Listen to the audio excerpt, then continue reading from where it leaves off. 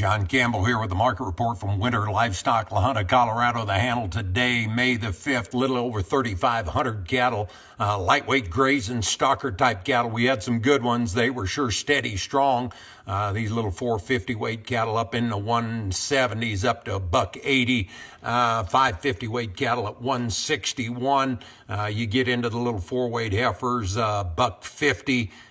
These 560, 70, 80 weight heifers on up into the big 130s, certainly stick out sets, 2 of them. We had some 7-weight bangs vaccinated Red Angus heifers at 143, a load of 875 pound heifers at $1.27. Those cattle bring $1,100 to go out first cost to put the bulls with. So a real active kind of a market.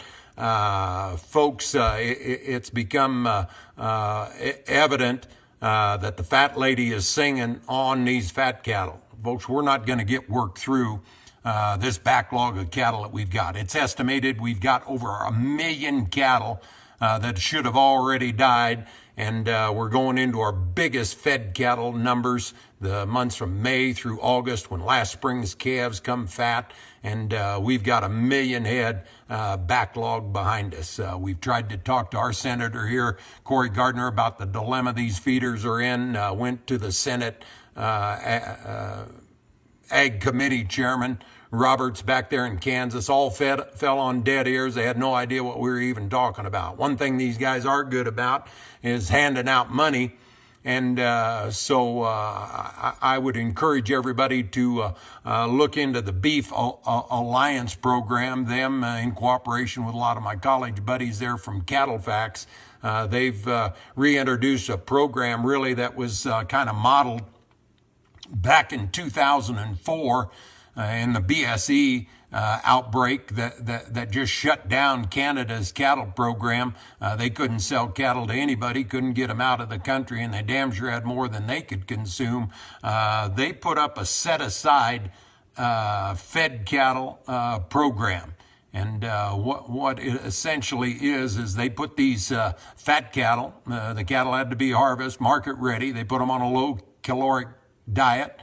Put them on a maintenance ration for 75 days. You could enroll your market-ready cattle for 75 days and did a number of things. It eliminated the tonnage since they were just on a maintenance program.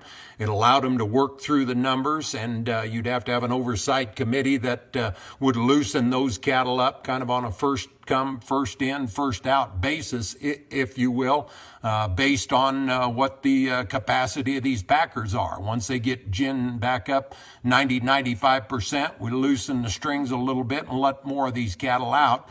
But the main thing is to keep the whole thing from collapsing. So it pays to look into it. They'd pay each feedlot operator $3 a head a day. That's about what it costs to keep these cattle on feed. I think what's good for the feedlot guy ought to be good for the stocker guy. Let's pay these stocker guys $1 a head a day, either to put them on hay all summer if they or graze the cattle or dry lot the cattle. But let's get those numbers qualified as well. I don't think we want to abandon the 3014 program. Let's keep pushing, get these packers back to negotiate the price of these fat cattle.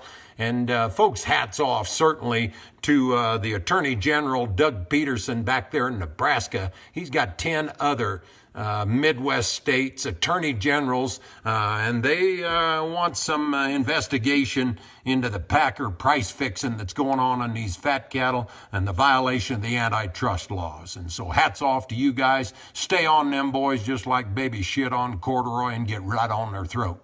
I'll talk to you next week.